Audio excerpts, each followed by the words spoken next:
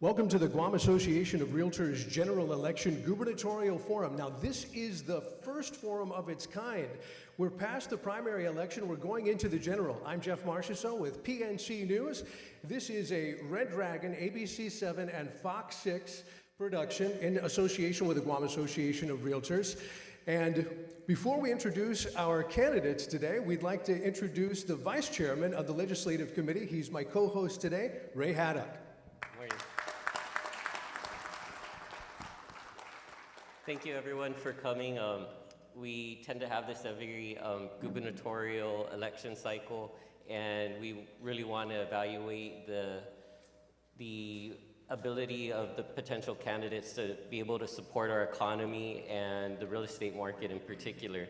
And we thank you for coming to express your interest towards our organization. We are I think the largest nonprofit professional organization on Guam, and with a very far-reaching influence within our island. So we look forward to hearing your ideas, and thank you for coming.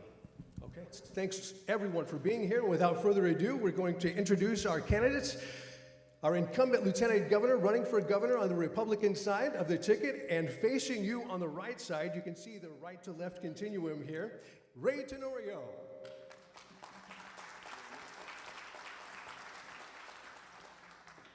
And his running mate, former Senator Tony Atta.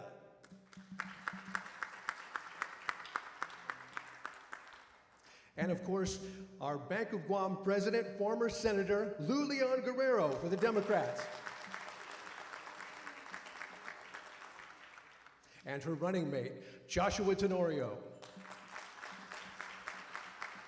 You know, interestingly enough, we have two Tenorios in this election, and if we can ever get across the Republican-Democrat divide, maybe we'll have a Tenorio ticket? Anyway, we just want to go over quickly what the format is today, and we want to introduce our panelists. Our chairman is John Duenas. He's off island right now, but he was instrumental in putting our questions together today.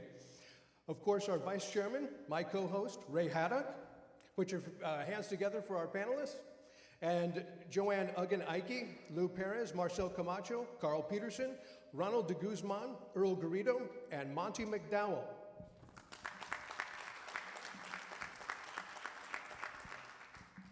And our format today, it's going to be a 90-second opening remarks from each gubernatorial team, up to 15 questions from our panelists, depending on how that works out and what the follow-up questions are.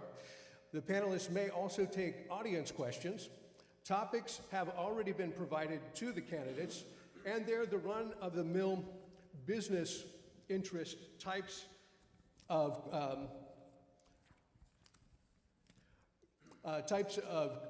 content: permitting and regulatory environment, the military buildup, government outsourcing and epidemic, and the government-private sector management, or PPP, public-private partnership. We'll get 90 seconds for responses from each gubernatorial team. There will be an additional time allotted, up to 90 seconds for rebuttals if necessary. The committee will deem whether or not that's necessary. And 60 seconds closing remarks. We should start with opening remarks as promised. And we'll start with the Lieutenant Governor. So it's 90, is it? Yeah, that's fine. You can share your time. Yeah, 90 seconds. 90 seconds. 90 seconds each. Yeah, 90 seconds each is fine. Okay, that's what I thought. No, we can go to the, is that the same? Yeah,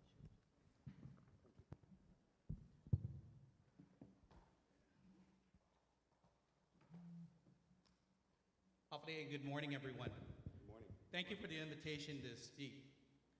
Our island has progressed. Look at what we have done together. In the last 8 years, the private sector and this administration have grown this economy. You have contributed to this, and this is your success. New businesses and thousands of jobs were created.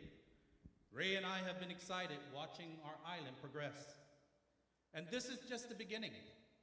Guam is now at the tipping point of unprecedented economic growth. GDP has increased by nearly $1 billion. Unemployment has fallen from about 13 to 4%. Household income has risen to over 18%. Tourism numbers are at historic heights. New businesses have opened and many existing businesses have expanded. And Guam buildup is finally underway and will inject billions of dollars and thousands of jobs.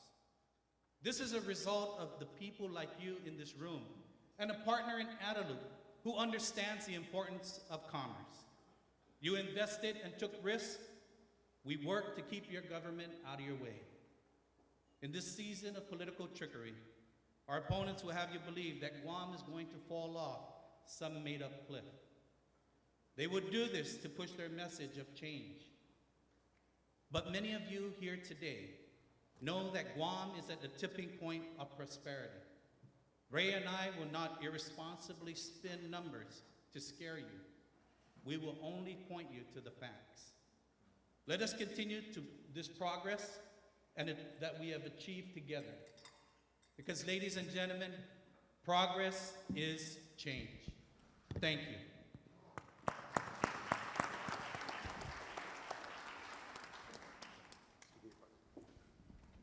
Lieutenant Governor Tenorio.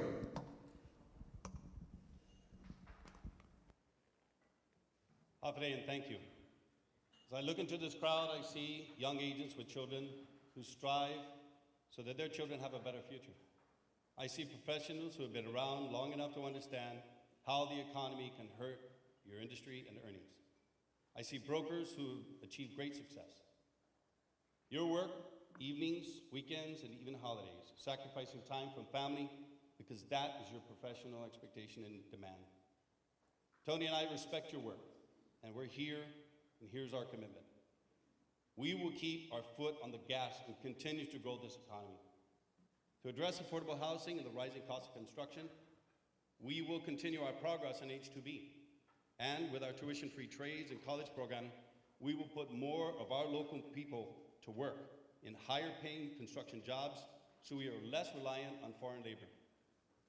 We will dedicate government land and build 2,000 affordable homes for first-time home buyers, giving realtors and brokers a large inventory of affordable housing to sell and leaving more disposable income in the hands of our working families. Tony and I will also focus on getting our government out of your way. We will make large investments in government information technology, and as governor, I will ensure wherever there's a line, there will be an app. For landlords, we will establish a business license program. Apply for business license, walk out with it the same day, and get your clearances later. My friends, while others will point to the challenges, Tony and I will continue to move forward in progress, focusing on tangible solutions that will benefit your business, create higher paying jobs, and long-term education opportunities for our children and our families. Tuzos Masi, Marami Salamat po, and thank you very much.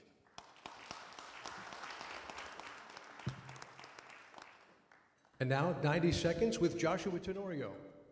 Good morning, everybody. My name is Josh Tenorio. I'm running for Lieutenant Governor so that I can help Lou build a Guam that is fair, that is safe, that's compassionate, and that is prosperous. I'm going to be using my experience in all three branches of government and in the private sector to help Lou get this island moving again. When we're looking at fairness, we want the government to be fair to its consumers and to its employees and to its people. We don't think it's fair that you have to wait 3 months for an occupancy inspection. You shouldn't have to pay a premium charge for the fire department to come in and do an inspection to get your building open. We don't think it's fair that residents have to pay 3 more months additional rent in order for the government to do its job and get things going. We think that in order to expand the economy, the government needs to be able to provide its basic services. You can't build an economy if the government systems that have to be relied upon to move are not going to be there. There are a lot of social issues on this island. We want a compassionate island that is not going to look the other way when we have a big homeless problem and we have veterans that need services. We know that our island needs security. We have to do something in our public health system to make sure that we don't have 13 new cases of leprosy going on this island, to make sure that people feel safe in their homes. We're offering you positive change. We're offering you a better way to a prosperous Guam with better jobs. We look forward to talking to all of you today. Thank you.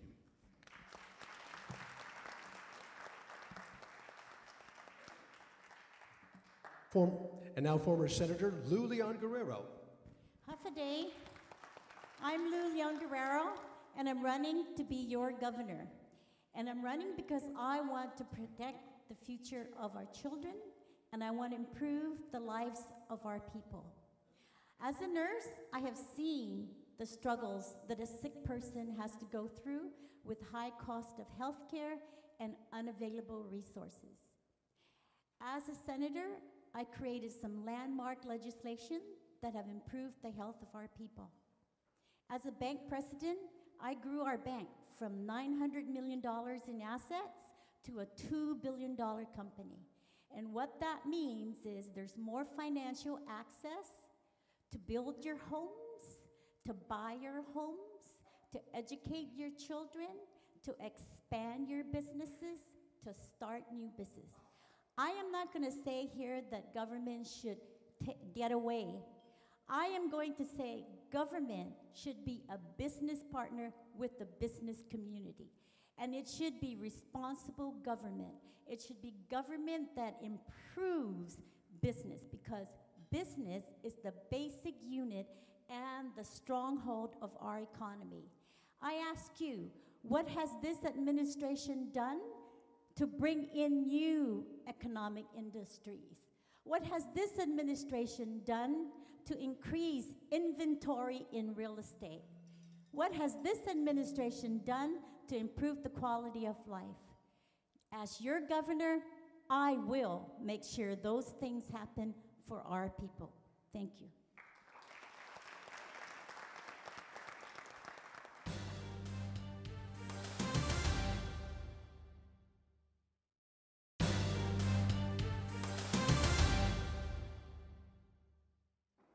And now we'll go to our legislative panel for the opening questions. And if you can please state your name before asking your question. I'm Earl Guerrero. I'm with Laddystone Properties. My first question, I would like to refer over to Lou. Lou, do you believe in smaller government, i.e. a government of Guam that is smaller in size than our current government?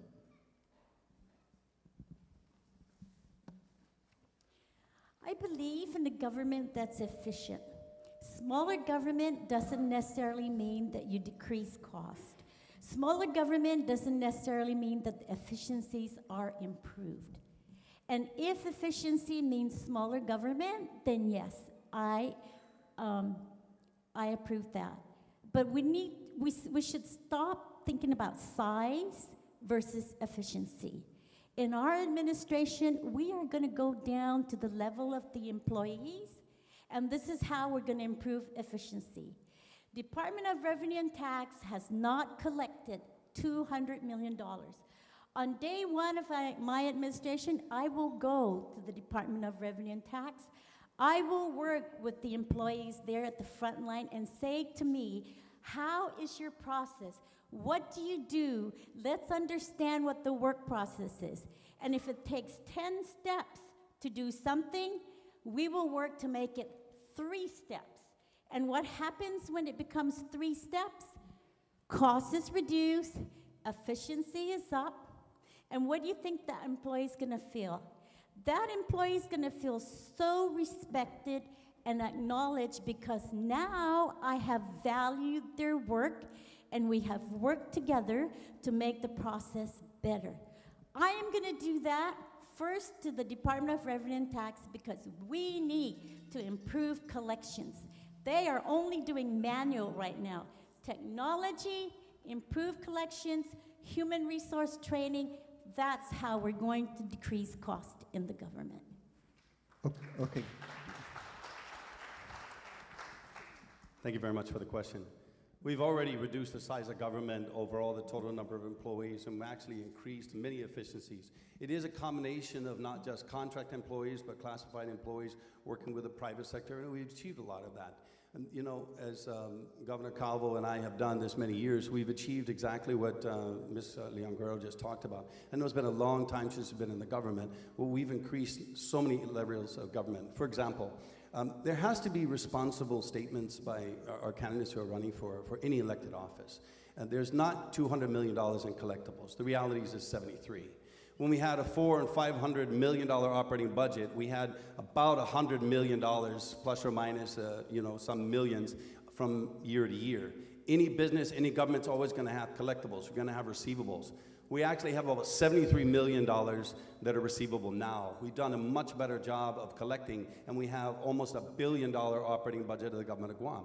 We've implemented the efficiencies and the information technology, but in the Tenorio administration, as governor, I will make sure, as I indicated, where there's a line, we'll create an app. I'm going to invest heavily in technology. It's important that we invest in that because you use them every single day. You wake up, you look at your phone, you do things on it. That's how we should be able to do things with the government. It's important for you to be able to use the same technology you use in banking or any other aspect of your life to be able to deal with the government. Scheduling, getting your business license renewed, getting your driver license. That's almost in the process now. We're almost finished with that. But ladies and gentlemen, I can tell you, the efficiencies are there, the collections are up, and we've been working with those same employees that my opponent was just talking about for the last 8 years. I've been in government a long time. We'll improve these efficiencies, and we will deliver better government under Tenorio administration. Thank you very much for the question. I'm Monty McDowell. I'm the real estate broker for Advanced Management, Inc., a Chamorro-owned, women-owned small business here in Guam. Question for the Tenorio ADA. When Trump's tax initiatives were put into effect, our Guam Association of Realtors members, all private sector enterprises, were exuberant at the thought of increased bottom line numbers, allowing finally for an ability to reinvest in our own companies. This exuberation was short-lived. The next morning, the government of Guam chief executive indicated a need to keep Gov Guam whole, and to do that, tax increases were in order. Government only exists because the private sector, but the economy has been less than stellar for many years. When it goes downward, we, the private sector, lay off, and when it goes upward, we try to hire, but there is a lack of qualified personnel. What's your thoughts on Gov Guam acting more like a private sector enterprise? If revenue income decreases, Gov Guam employee base decreases accordingly. This would also allow for employee availability into the private sector. There is a difference in the government sector, of course, and the private sector. You all know that. We have many processes that are established by law, and it takes months, many months, to go through any examination of how to reduce the employees of the government of Guam, and it's a long, arduous process. It's not quick. The tax cut law had a great impact on the revenue of the holding taxes and the revenue of the government of Guam, the general fund. Those police officers, nurses, and teachers that are working in our community every single day need to make sure they continue delivering the services. We can't afford to stop doing those things that are needed in the government. We recognize that there's a need to be able to be flexible, but the laws do not allow us. And we went through that exercise when there's a downturn in the economy. But ladies and gentlemen, we are providing the services, we're making sure that the services continue. I agree that we need to get better and get more efficient when it comes to being flexible, but we need to provide the services that our community needs. We cannot not have a police officer getting paid and doing his job. We cannot have overtime continue to grow in the Department of Corrections because they're underfunded. The legislature is a key component of this, and I'll work with the legislature and the private sector to be able to see how we can flex. But I think we can all agree. The gross domestic product for the island of Guam has grown by $1 billion in the last 10 years. The economy is thriving in many respects. In some areas, it's not doing as well, but you know there's money to be made here. There's not enough affordable housing. Most of the houses are $300,000+. Many of our people can't afford to do that, and that's why I want to do the Guma 2000 program, to be able to make more houses available for people to be able to sell, go and get a mortgage of between $600 and $800. But ladies and gentlemen, the flexibility of the government is not like the flexibility of the private sector, and you all understand that. We'll work to be able to grow this economy continuing going forward, but we have achieved many things, and we'll continue to work together with the U.S. stakeholders. Sus Masi. Maraming salamat po. Thank you.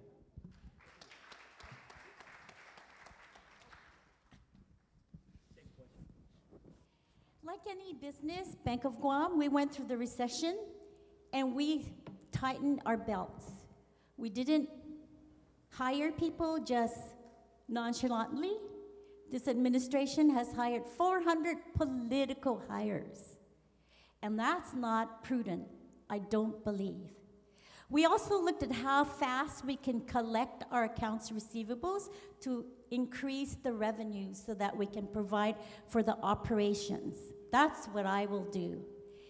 And I just want to say, obviously, The lieutenant governor does not know his processes. When you go to the collections, the Department of Revenue, you will see that it's still manual processes. Billing and payment do not connect.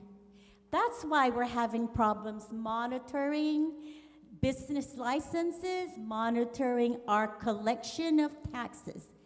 And so even if they do collect $70 million, the fact is they're not collecting. GDP goes up, but you know what's most important is the cash flow.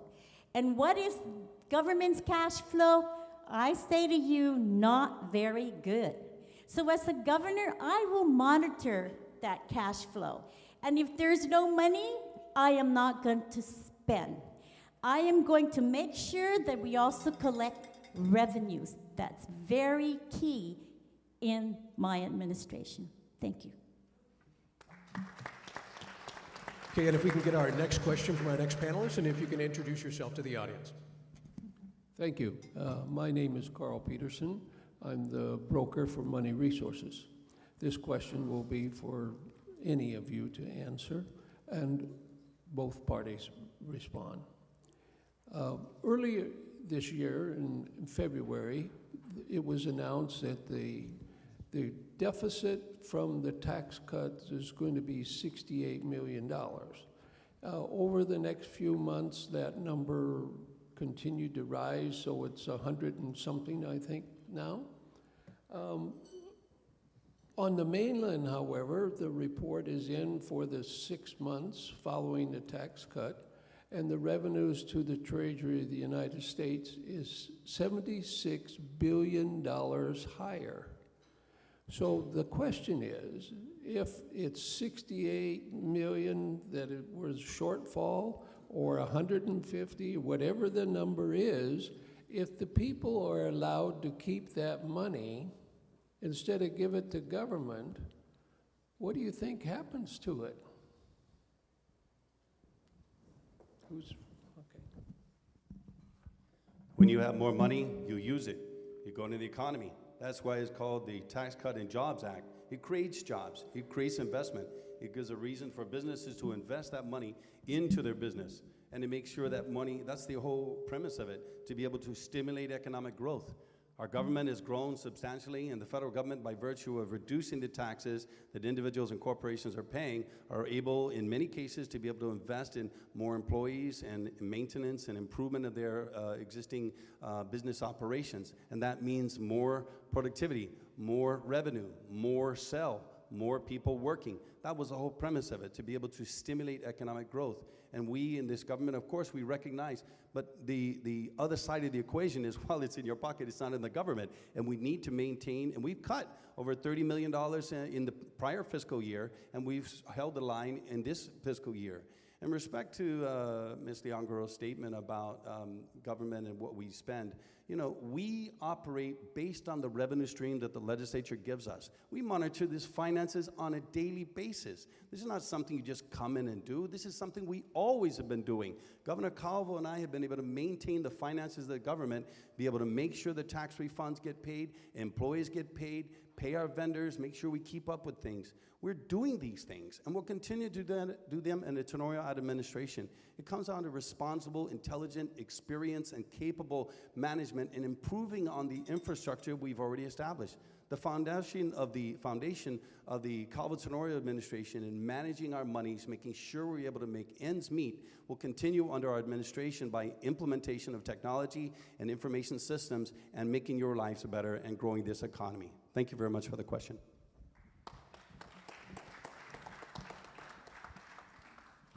You know, Carl, when I first heard about the tax cut and that the government was going to raise taxes to make up for the tax cut, I called Gita and I said, did you guys do an analysis of the effect, positive effect of the tax cut?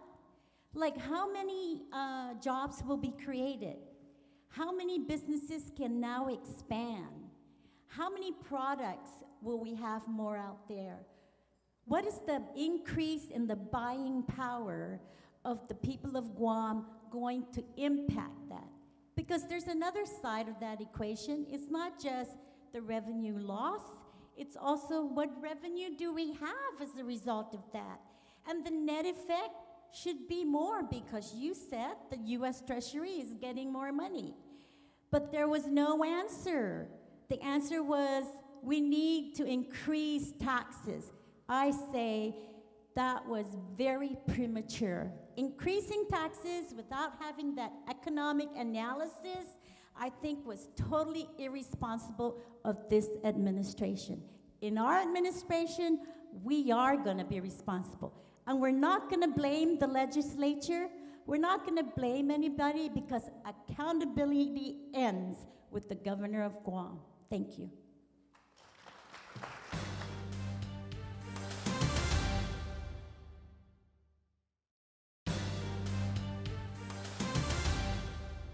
Next up, Marcel Camacho, former senator. Thank you, Jeff, and good morning to all of you. Good morning. I'm going to direct the question to Lou first. And the Department of Public Works, DPW, by law is responsible for implementing and enforcing the building law, which regulates construction permits.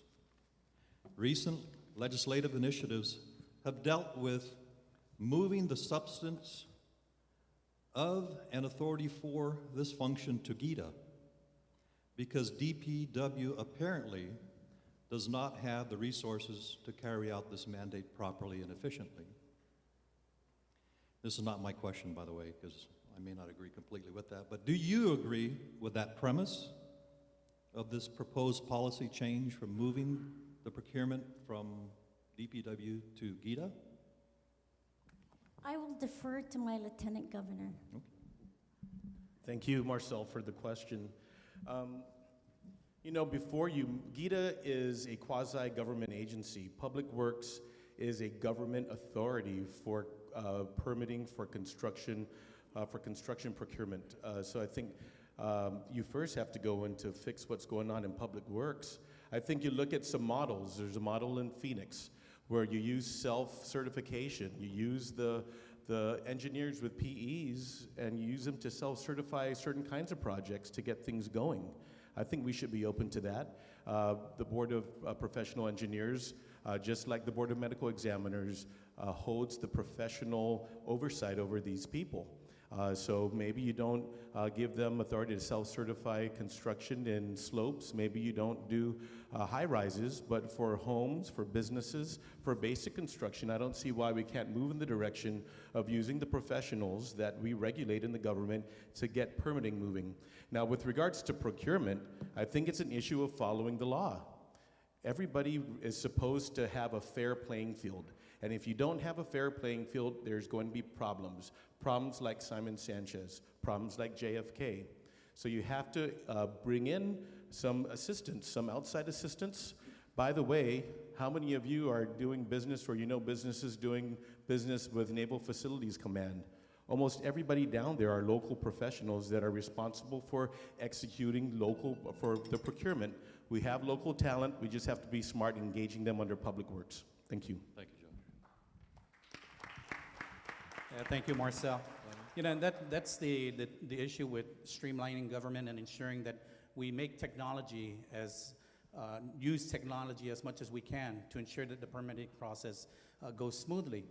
But when we look at how we integrate GITA or Public Works, if you notice what has been happening the past couple of months is that when something doesn't work, the legislature will go in there and change it, only because it didn't work for that particular issue. But for the past and previous times, Public Works has always been in the process of in the procurement process, or they've been the lead agency. But then when it didn't work, what did? They turn around and say, well, we don't want Public Works to be there, we're gonna have DOE be the one to lead this project, or they'll have GITA lead the project. You see, sometimes when we look at government and how they do things, it's a matter of convenience of how that particular issue is gonna be addressed. I mean, I worked with many former senators, Senator Respicio, for example, and it's about working together to ensure that the process is not politicized and the process is not going to be for a particular individual or particular entity. It's going to be good for the government. And that's what we want to do, to ensure that this process, if it's a DPW process, let DPW take the lead. If it's going to be a GITA process where we need to get outside investors to come in, then let GITA take the lead. If it's going to be DOE is in the business of educating our children and not building schools. That's what DPW is there for. Thank you.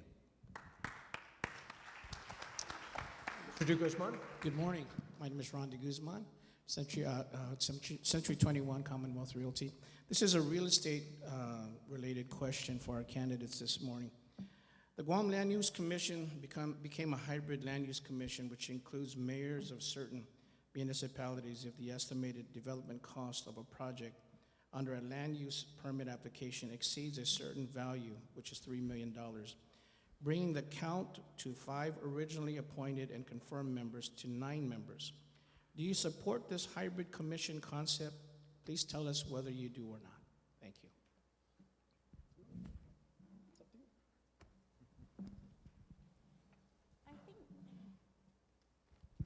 I think the hybrid concept was created because the community was feeling that they were not involved in any of development decisions. And as a result, the mayors are a essential now member of that committee.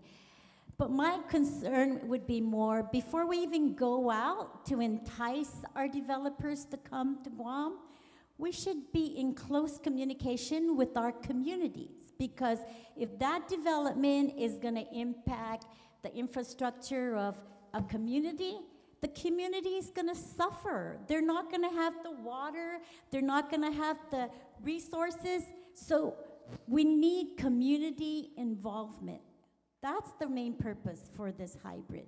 So in our administration, when I go out with GITA, and by the way, I'm going to reform GITA to make it what it's supposed to do, not just bonds and debt. Make it more an economic development authority. But when I go out to do my economic development, I am going to talk to the communities first and say, what are your concerns? And so when I talk to investors, I will let them know what the requirements are for that development. The community agrees with responsible development, and so do the people of Guam. That was the problem. Thanks.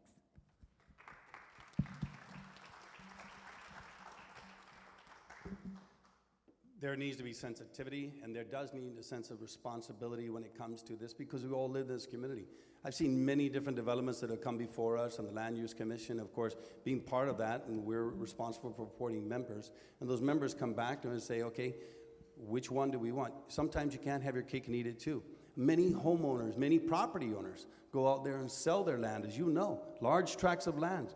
And of course, outside investors come in and buy it up, so there'd be a great place to put condominiums or a hotel or some type of development. And so when we work with the boards and these commissions, we say, well, what do you think? And they do talk to the community. They do engage with the mayors. Yes, it's important to have the mayors buy in. It's important to have them part of that discussion, because we need to be sensitive to the needs and the community's wishes. And we do that as the governor and lieutenant governor.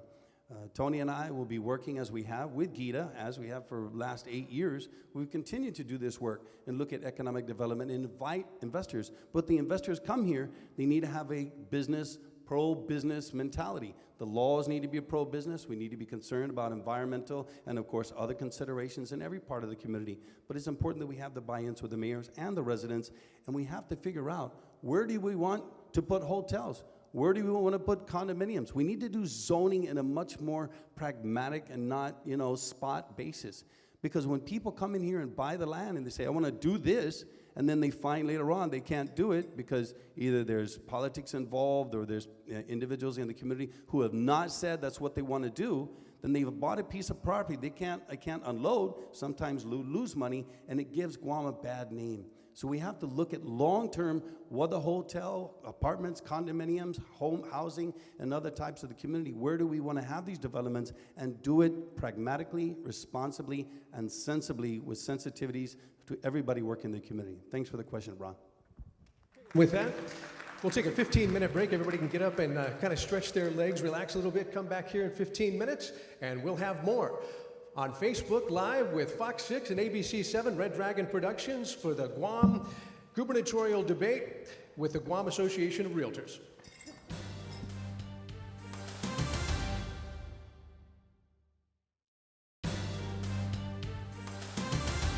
If everybody can have their seats, we're back here at the Guam Association of Realtors Gubernatorial Forum, the first one after the primary going into the general election. I'm Jeff Marchessault for PNC News, ABC 7, Fox 6, and Red Dragon Productions. And without further ado, we would like to welcome Ray Haddock. Ray is the Vice Chairman of the Legislative Committee for the Guam Association of Realtors, and after a very difficult budgeting process this year going into fiscal year 19, we wanted to have Ray pinpoint some of the problems that he sees and one of the solutions that he's come up with as a possible way to get through the next FY20 budget. Ray? Thanks, Tom, and thanks. I would just like to express our thanks to both you and Red Dragon Productions for airing this on Facebook Live and also rebroadcasting it. We do have these debates every gubernatorial election, and normally only our members get a benefit, but we really think that having this rebroadcast and put on Facebook Live really helps bring to the forefront a lot of the issues that the professional realtors on Guam are facing and the solutions that might be addressed. One of the things that we would like to bring up is performance-based budgeting. And that's not just giving agencies money based upon what they want, but according to how they do.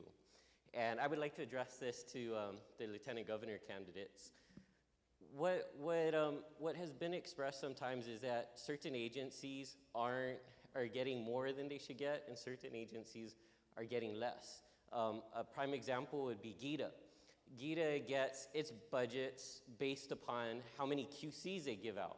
If they give out a lot of QCs, they get 10% of that and they get more money. If they do bond borrowing and they give out a lot of bonds, they get 10% of that, they get more money. And that doesn't necessarily equate to good practice when they are always going to be wanting to promote QCs and borrowing based upon that percentage. And an opposite example would be the hospital. We give the hospital a lot of money, but it isn't based upon how much performance they do. It's based upon how much they're requesting. So they could be saving a lot of lives and not getting the right amount for that amount of work. But these two agencies would be, could possibly be really good examples of where you could analyze the benefit and budget according to that. So I would like to first ask Mr. Tony Atta, former senator, if he would like to respond. Thank you, Ray. You know, when he talked about the two different agencies, first, you know, GITA, yes, they do get a certain percentage of the bonds that they present out there, but they don't get any general funding. So that's their only source of income, is what they get on the bonds that go out, and they get a certain percentage.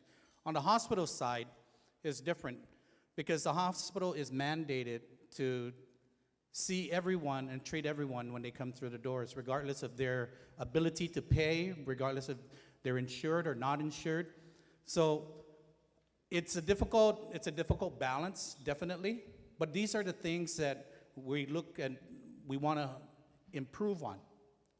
How can we do these things? How can we improve on the systems and care at our hospital?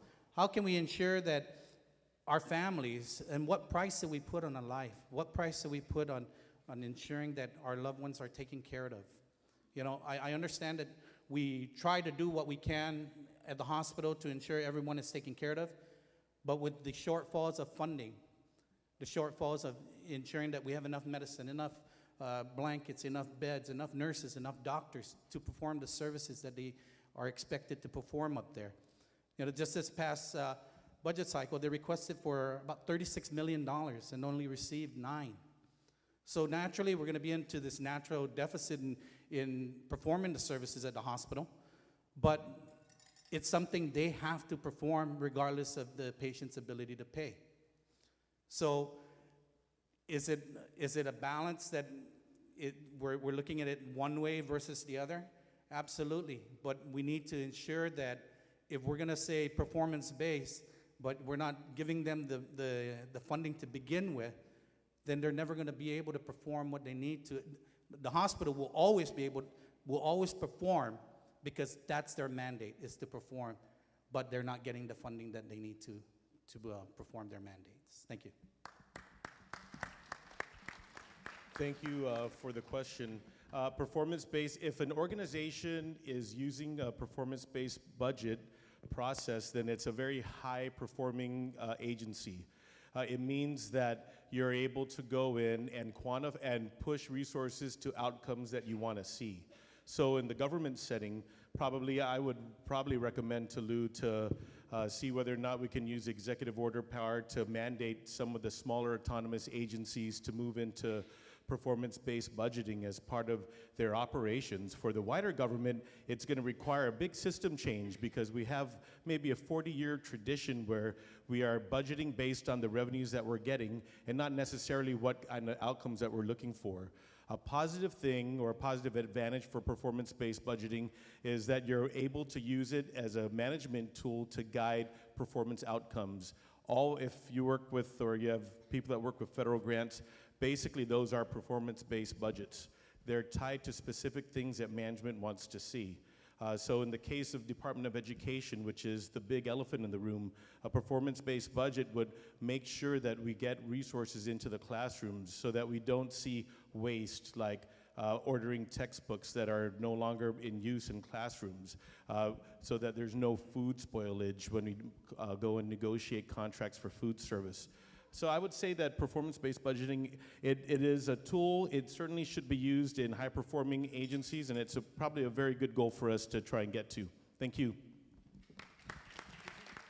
Lieutenant Governor candidate Joshua Tenorio and our Republican candidate Tony Ada, thank you very much. We're going to take it back to the floor panelists. If we can keep our questions succinct and make sure that all responses are 90 seconds, because we've got some more questions to get through in our last 45 minutes. Thank you.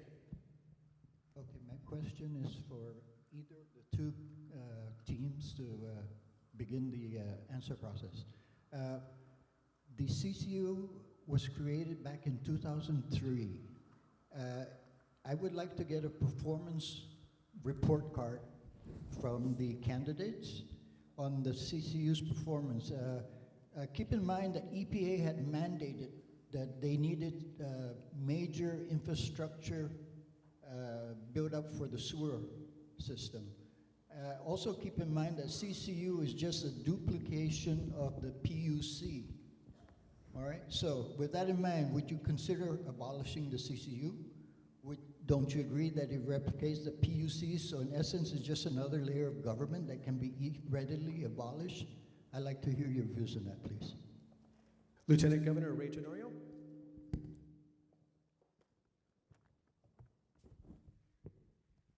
Thank you very much. The CCU, in fact, has made substantial investments in policy and working, of course, in all the areas of power and sewer and water. If you've seen the investment that has been placed down in Agate, that area that has been plagued with problems for many, many years, it's important that you have people like Simon Sanchez and, of course, George Bamba and Joe Duenas who get great depth of experience in government, who understands the needs of every single part of the community. If we have the CCU and, of course, the PUC, there are different roles, there are different responsibilities. There are areas that I'd like to be able to see re-examined, like the system development charge. There are a number of people who cannot afford the system development charge, and the amount of money that is needed to be able to put in water and sewer, for example, over the northern aquifer, anywhere from Swamp Road, Nevermind Road, many of those areas are right over the aquifer. The CCU plays a pivotal role, as well as CCU, in making sure that the money that is collected on the system development charge is allocated, because there are many, many thousands of people living in those communities who do not have the infrastructure they need. The system development charge is sometimes a barrier to development for homes, hotels, apartments, etc. We need to kind of reassess that, because the common man, as well as developers and many people in your industry, understand these are the problems sometimes standing in the way. I think it's really important that we assess the needs of the CCU as elected body, but one of the reasons the CCU was created because the legislature said take the responsibility and move it over to that. So I appreciate your question, and thank you very much for the opportunity to answer. Senator Lou Leon Guerrero, response to the same question. Thank you.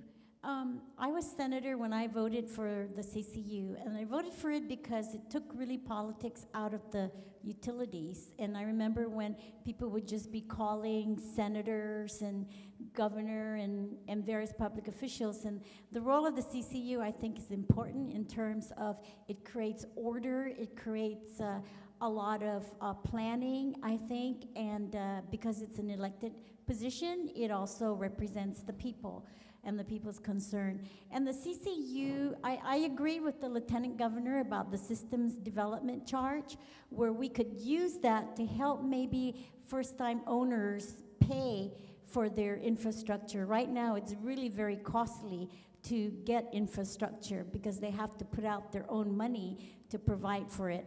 The other thing that I'm looking at in terms of the CCUs, they're also, they look at alternative energy, which I think is a great thing now coming up for our people. And they support alternative energy, but I think they need to do more detailed research on how this provides benefit for our consumers. And their work in terms of assuring water waste and good clean water, utilities are being controlled, and utilities are being properly used, and the alternative energy being part of that whole scheme of utility structure, electricity to our people of Guam. So it provides order, planning, research, up-to-date kinds of situations that they can use to make their decision.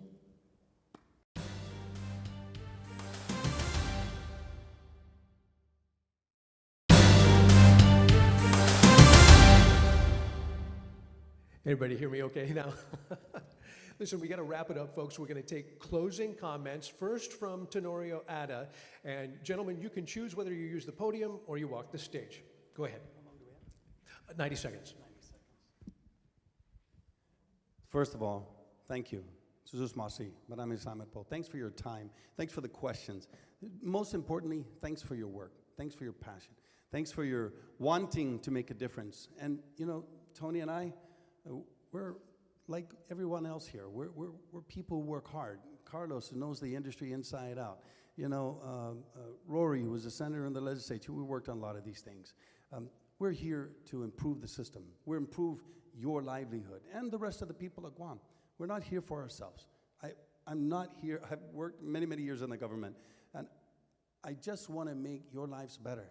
I want to give you the opportunity to be able to sell more property, be able to put more young people and first-time home buyers into homes. I think it's important that we invest in the middle class by giving people the education. It's not a hand out, it's a hand up. By giving them the skills to be able to get the job, to get the pay, to afford the homes that you're selling. It's important that we make a difference, fundamental, transformationally. Not just sugarcoat and put a Band-Aid on a problem. We have to fix the fundamental reasons why we have crime, which goes back to the economics, which goes back to the education. I'm here to run to make a difference for you, not for me. I have no interest except you. I care about the people of Guam. So does Tony, our families. We love this community. We grew up here, just like all of you. You know us. We're no different than we were yesterday, working every single day for the government of Guam, for the people of Guam. We're asking you for your vote. We're asking you for Tenorio Ada, Ray Tenorio, my partner Tony Ada, because we want to help you make this beautiful island even better. Thank you very much. Leon Guerrero Tenorio, 90 seconds. 90? 90? Yes. Oh, okay. Thank you. I thought you said in the beginning 60. Thank you very much for this opportunity to argue our case that we are the better choice for governor and lieutenant governor for our people of Guam. You've seen and heard what we are going to do. You've seen and heard what we think the issues are. You've seen and heard what the ideas are. And most importantly, the one overall concern our people has is finances. And I say that I am able and capable to deal with the finances of the government of Guam. We need to stabilize the finances so we can give people quality health care, so we can create jobs, so we can do housing affordability, so that we can provide education, and so that we can make you safe in your homes. Josh's experience is in administering. He's been in executive, he's been in judicial, and he's been in the legislative. He's also worked on the federal level. So that kind of experience and skills, with my skill as a mother, as a grandmother, a compassionate woman that wants to help our people of Guam, we ask you, at the end of the day, when you go to cast your vote, who do you trust the future of your children to? Who do you trust is really going to provide the government with the services?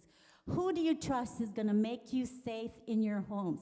I say it's the Leon Guerrero Tenorio team. Please vote for us on November 6th because we are ready to work for you. Thank you. Thank you, Leon Guerrero and Joshua Tenorio, Lieutenant Governor Ray Tenorio, and former Senator Tony Atta. We appreciate your time. I gave them each 30 seconds extra. The content has been so good. We also thank our distinguished panelists, our viewers, and of course, our members. Thank you very much. This is Jeff Marchessault reporting live from the Sheraton Laguna Guam Resort on Facebook Live. Thank you.